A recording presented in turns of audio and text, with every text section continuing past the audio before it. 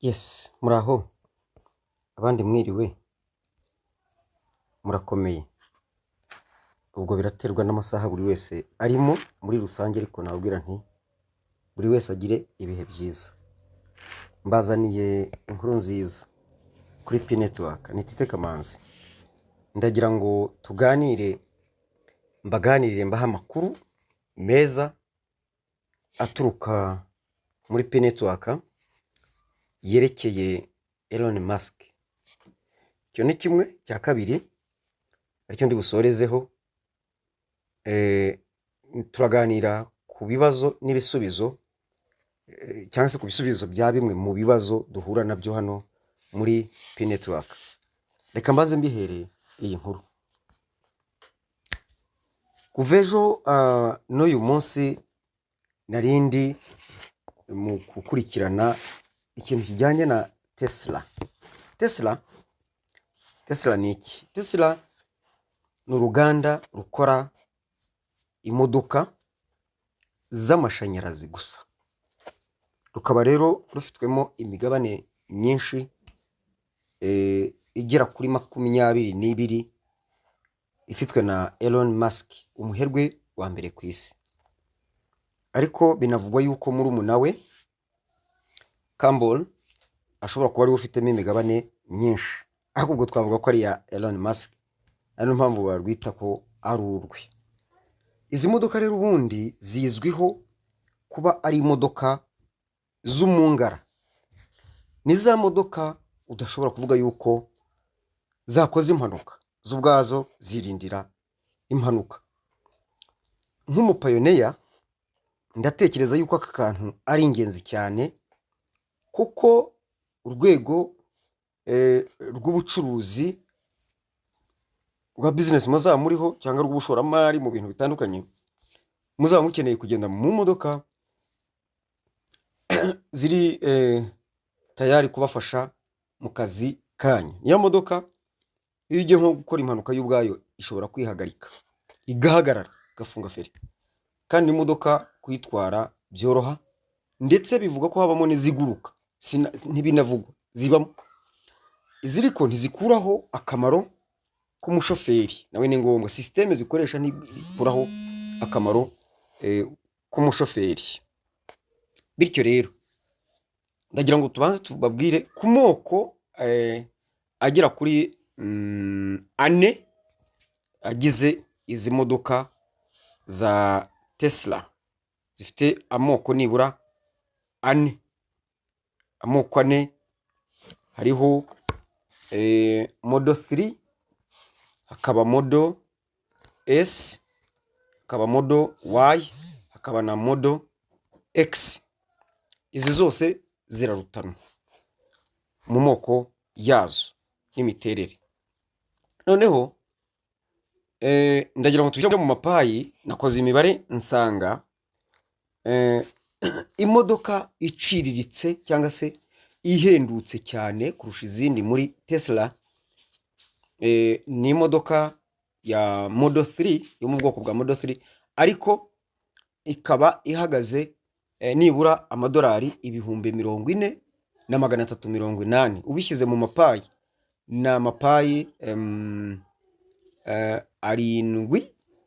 Nibyo ra mungirere mundebere payi 7. Reka tubibare. Turabibara gute? Turakuntu twabibara. Turafata payi imwe iravunja amadolari, katubara turebe. Urafata 314 ka gaciro ka payi ka GCV, tukagabanye 40,400 kugira ngo tubone agaciro ka payi ziri muri iriya modoka. Byo nkora nibyo ra 40,380. Ibyo ra no. Turafata 40,380 tugabanye agaciro ka payi imwe. Arimbisha. Turabona ubwo yabigura hano, umuntu yagura nyinshi cyane, ahubwo ndumva benshi bazazirangura bakazigurisha, bakajya bazigurisha. Ni payi 0 n'ibice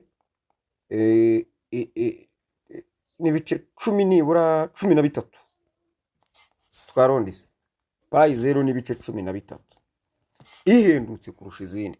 Noneho yindi ihenze kurusha izindi yo egera mu bihumbi nibura 119,990.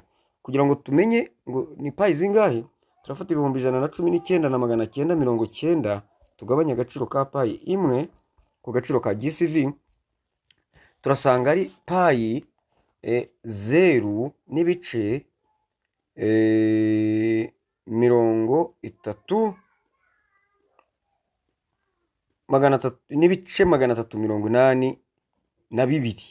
bya payi. Ni ukuvuga ngo niyihenze kurusha izindi nta n'ubwo igeze payi imwe. Byumvikane ko umuntu ashobora gukora umushinga wo kugura izi modoka, ariko ubwo byaba ngombwa ko mu gihugu twashyiraho electric station and accessories kugira ngo dushobore guhaza iryo soko. Ariko tukaba twanaziha n'abantu bakazishyura mu gihe kirekire, wenda bakazifatamo nk'inguzanyo.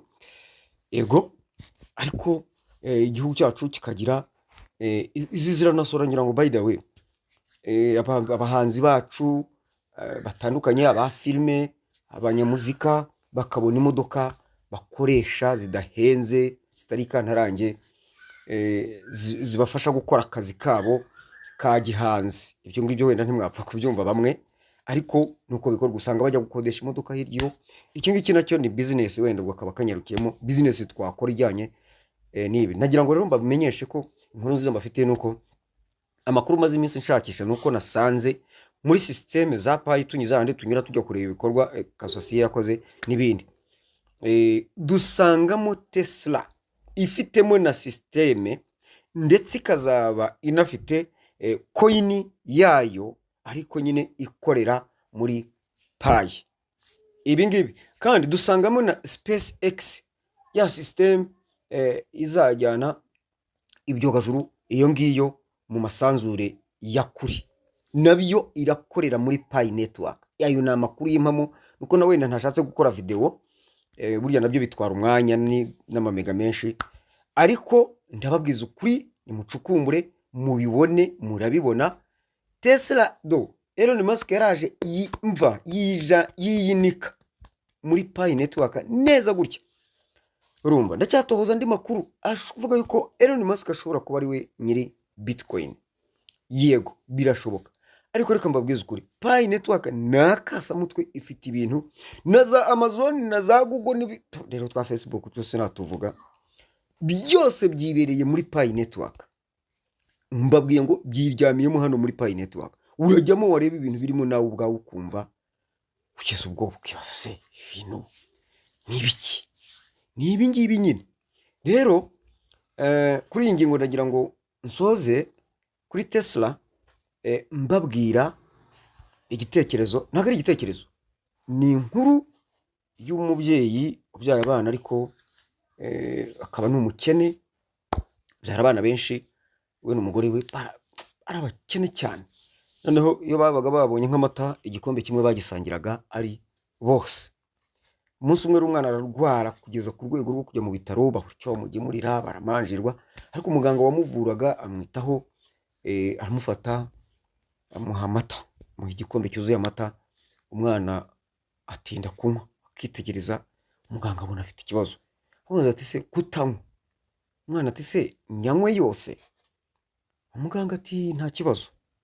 Noneho umwana aranywa, ariko ukabona ntabwo yifashe neza. Kirakabaye rero umwana amaze gutuza, maze no kugarura ubuyanja, muganga aza kumwegera ko yari yamubonyemo ikibazo. Ati se kuki wambajije ngo yanywe, wabuswaga n'iki, ni kubera iki? Umwana aramubwira ati rega, twebwe iwacu igikombe cy'amata tugisangira turi 7. Muganga arumirwa. Ubwo rero mu kwandika isomo ryari muri icyo gitabo, bifashishije urwo rugero mu kugaragaza hari ahantu abantu bagera bakazahara mu mubiri, ariko bakanazahara n'imyumvire. Ntabwo rero dukwiye nk'abapayiniya, ntabwo dukwiriye kwicara twumva yuko ibi bintu ari byiza cyane, ku buryo ibyiza byinshi birimo cyangwa byiza cyane tutabikwiriye, kubera ngo turi abanyafurika, turi abakene, turi abanyarwanda. Stop that. Ibyo ni ukwiyaturiraho umuvumo, kandi iyo wivumye niwo muvumo nemera ugufata. Ntabwo abantu bakuvuma ngo bigufate. Imana ntivuma, ntawe yavuma. Muri Bibiliya handitse ngo ntawe uvuma Imana itavumye, nta nubwo ivuma. Ahubwo impamvu nuko ntawe ivuma. Rero ngenda bamenyesha yuko ibintu by'imivumo ntabyemera, ntanabishobora kubyiyaturiraho. Ntabwo nshobora kuva naramenye yuko Imana itavuma. Ubwo rero nta muntu wamvuma ngo bikunde. Singe rero ugiye gufata iya mbere ngo nivume ngo ariko murabona ibi bintu ngo bizashoboka. Wowe nibitagushobokera twebwe bizadushobokera, sibyo? Iyo wivumye uravumika. Ni wowe wenyine ku giti cyawe ushobora kwivuma bigakunda. Rero nimureke imivumo y'intekerezo zanyu, nimureke imivumo y'abantu ibagereho. Ikubite nk'ikubita inkoni ku rutare, ikubite nk'ikubita amase ku rutare, usigara uri bwuma uhagaze neza. Rwose wumve yuko Tesla kuba yarinjiye muri Pi Network, genda ujye muri gusoma ibijyanye na Tesla. Tesla ni umugabo w'umunyaserbiya, ego, wavutse mu 1856 apfa mu 1943. ni nawe wemvantenze iyi modoka cyangwa se iyi system ya engine yayo. Yari umu engineer, sibyo? Niwe bitiriye rero Tesla, bikozwe n'abandi ejo bundi mu 2003. Ngira ngo kariho ariko baza kukagura, then barakavugurura bikomeye cyane. Hanyuma 2004 Elon Musk ayinjira atyo. Ni imodoka rero zizwiho mu ngara nziza kandi zikomeye, ziri strong, zifite ubwiza, nziza cyane. Hanyuma rero mu by'ukuri zikaba zitwarwa n'amashanyarazi. Nta mashanyarazi gusa. Ibaze rero izo modoka nk'umupayiniya, ndamya ntashidikanya ko wayiguha wayemera. Gusa nyine muzirinde kuzicwa n'ivutu, kuko ivutu ryo rishobora kuzabica. Imodoka ihenze kurusha izindi muri Tesla itagura na Pi imwe. Cyo mutumva ngaho ni iki koko? Ni iki koko? Ihenze cyane ibihumbi 110, reka tuvuge 120, sibyo? Ntiragereza na 200 za 90, za 70, ariko iciriritse ni ibihumbi 40. Ewe namwe mwiyumvire. Aka rero nagakuru keza nabonye ntashobora kureka kubabwira muri uyu mugoroba no muri iyi weekend, kugira ngo umuntu wese akurikirane ikibazo cye cya Pi, ayitunganye yumva neza ko ikimurindiriye ari cya kindi bazakubwira ngo inywa bizaba ari byawe. Inywa wivuga ngo nyanywese nyigurese, oya ngeyo se usajyayo, ariko byose ubikore muri gahunda nk'umuntu ufite intego, atari gufata umungara gusa. Ibintu birahango biragijarias gusa, nta kintu bivuze cyo kugira umungara wafe ko kwiyemera kujya kuti no. Gira umungara kuko ari ngombwa, kubera aho ugiye, aho ugomba kujya. Ambara batakunyuzamo ijisho, vuga utya batakunyuzamo ijisho, kora utya batakunyuzamo ijisho. Ibyo turabisanganywe muri societe. Nawe rero ndahamya yuko muri Tesla, muri Pi Network, ikihe izaba yageze imodoka ya mbere uzashaka nziza cyane y'umungara, izaguhesha ishema, izagutambutsa, izakujyana kuri table d'honneur nk'uko nyakubahwa umukuru w'igihugu cyacu cy'u Rwanda Paul Kagame akunda kubivuga, ari Tesla. Kandi ni imodoka itangiza bidukikije nk'izindi zose, itagoye karubira yayo. Yewe ni byinshi nayivuga, ariko reka ndekeraho, reka twigire ku bibazo, tugaruka ku bivugwa iwacu. Hari ibibazo byinshi ngira ngo ngarukeho bitatu nibura by'ingenzi, tuzagenda tugaruka no ku bindi natohoje muri uyu munsi. Ngira ngo tugarukeho, nabonye ko ari ngombwa ko twaganiraho tukabishakira n'igisubizo, abantu bakareka gukomeza kwibeshya. Hari umuntu yaregestarinze muri Pi, akoresha amazina ye, amazina yakoresheje ntabwo yiyandikisha muri Pi, ntabwo araye, nta yari ku cyangombwa cye cyangwa se ku ndangamuntu ye. Nyamara telefone yakoresheje, nimero ya telefone yakoresheje yo iri mu mazina ye, kandi iyo nimero ya telefone ye ihujwe n'ibyango n'amazina ye ari ku byangombwa bye cyangwa se ku ndangamuntu ye. Uyu muntu afite konte nzima? Igisubizo ni iki ngiki. Bishobotse namuvugiriza induru, nta konte nzima rwose afite habe namba. Uyu muntu rero ikintu inama namugira ni iyi ngiyi, nagende afate iyo simukadi ye ayihuze na email address, iyo telefone ye ayihuze na email address na Facebook account, hanyuma aregistaringe bushyashya konte nshyashya mu mazina ye ari ku ndangamuntu, naho nta konte afite. Abumva yuko bahindura amazina ye akaba ariyo bashyiraho, icyo tuzi gikorwa nicyo gukosora amazina, we izina wenda waryanditse nabi ariko ari iryawe, ariko ibyo kuvuga ngo urarihindura ukureho iritari iryawe ushyireho, ukureho iritari iryawe ushyireho iryawe, hari iminsi bashyizeho yo kubikosora, ariko si yo kubiterura ngo bihindure ufate irindi zina. Uba ufashe konte ukayihindura, kandi konte ntihindurwa, iba yarabaye registered, cyo kora wakosora amazina. Niba hari igihe kizabaho bakabitwemerera, ni hahandi bateguye kugaragaza ikibazo ufite, ntago ari ukwapiringa. Kwapiringa ni ukuvuga uti urabona ngewe nari nanditse gutya ariko ubundi nitwa gutya, urabona. Hano noneho ni ugucenginga, niba nago kuri replacing ntayo baraduha. Cyokora ushobora kwandikira kwa team, ibyo wenda bikazagerwaho, ariko nta cyizere mfite ubu cyuko byaba ya grace period cyangwa se cyagiye cy'imbabazi kitarashira ngo utakaze payi zawe.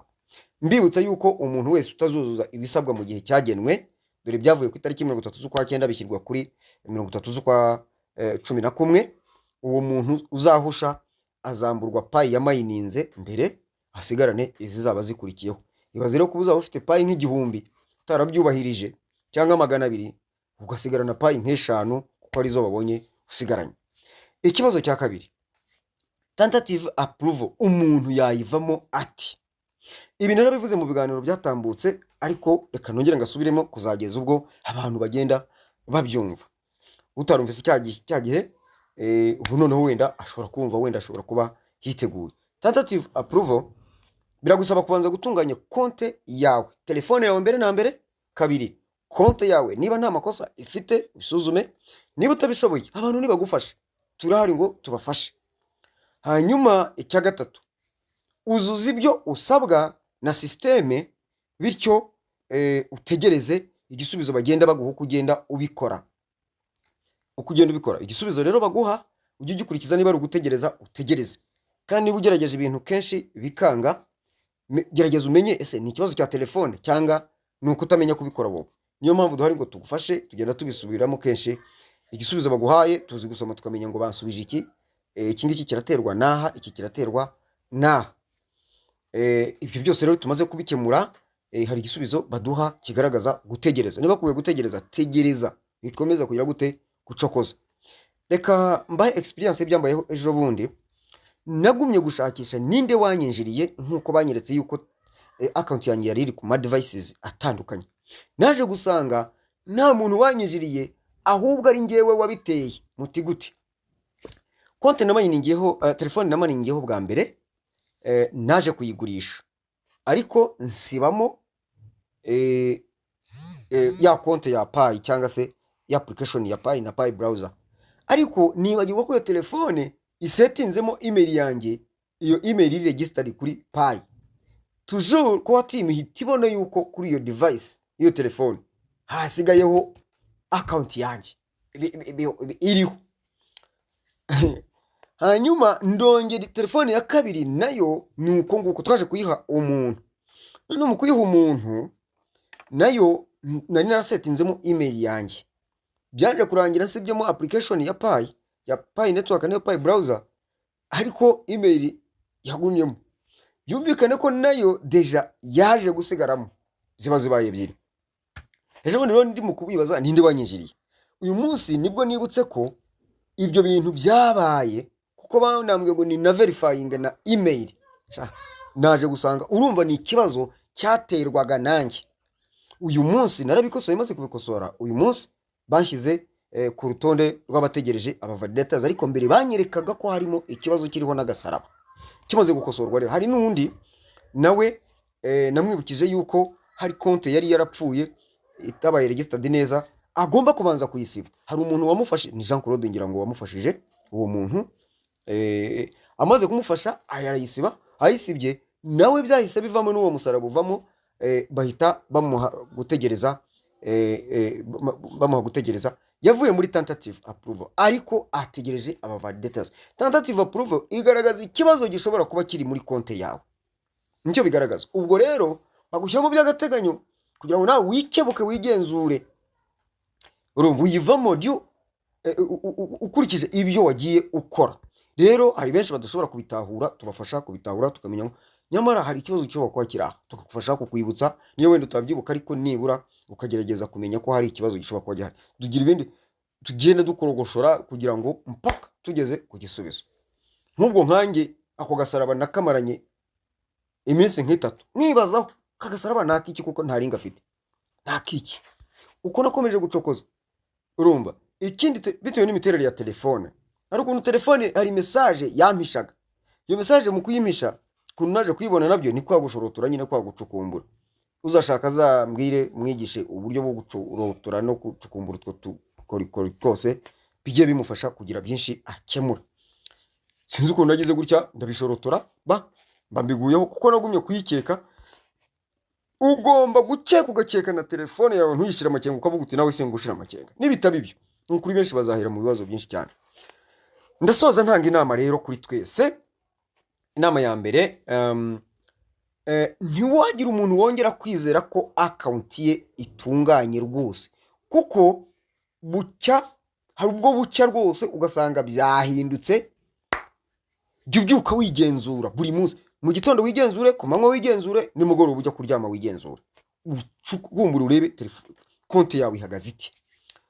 Indi nama natanga ni uko buri wese agomba kwirinda bishoboka, uko bishoboka, abantu batabishoboye cyangwa se batizewe muri account zanyu. Nimukomeza gutegeza abantu konti zanyu batabisobanukiwe cyangwa mutizeye, mbarahiye ukuri yuko muzahora mu marira, kuko ubu benshi payi zabo zaragiye. Ariko nababwiye abantu bafite payi zagiye bazitwaye abandi, mumbwire munshake, mumbwire mbafashe, dukubite ishoka mu mutwe aba bantu babibiye payi. Niba mubishaka ariko kandi utabishaka nta kibazo, urubyumva. Jewe ibi ngibi byo kugarura payi, byo kubangamira uwo muntu wagutwaye payi, byo nta promotion ibirimo, byo nkujyana mu biciro. Yego ariko biraciriritse ni nka promotion nabyo nta kibazo. Ariko nanjye nkamukoma kubera ko we zizanamupfira ubusa, n'ababeshye zizabamupfira ubusa. Icyo mbabwira ni icyo, kuko kirateganijwe. Aho ikibazo no kutagikora, ahubwo uragikora ute? Urabandikira ngo iki, urababwira ngo iki, urashyiramo ibiki, ko hari ibyo ugomba kubandikira, ibyo ugomba gushyiramo. Ibyo rero ni akazi ngomba kugukorera gatandukanye no kuzuza ibisabwa hano muri payi. Nunanzanira n'ikibazo cyo kugarura payi, nzagukorera ibindi, ariko icyo ngicyo cyo kiri hariya, kiri apart, kiri ku ruhande cyo, ariko ni nka promotion. Inama ya gatatu nsorezaho, kurikirana ibiganiro kenshi gashoboka, kuko haba harimo ibisubizo by'ibibazo hafi ya byose tugenda twibaza hano duhura nabyo, cyangwa se ibibazo dufite. Ndabasaba ngo buri wese ajya kurikirana ibiganiro. Ikiganiro nushaka unagisubiremo gatatu, ariko ugira ute umenye, ukuri utabaza ugasaza utamenye. Intaba zirira ku muziro, kandi nta ngumba yo kumenya. Hashwida, kumenya ni ingenzi rwose. Kugira ubwenge, kugira ubumenyi ku kintu ni ingenzi cyane cyane, sibyo? N'Imana ikunda abanyabwenge. Wone muri ubwenge n'Imana izabareka. Hese ugira ngo izabareka gusa, ko hazabaho n'igihombo kinakomeye cyane. Reka rero mbabwire ngo nimukomeze mugubwe neza buri wese aho aherereye.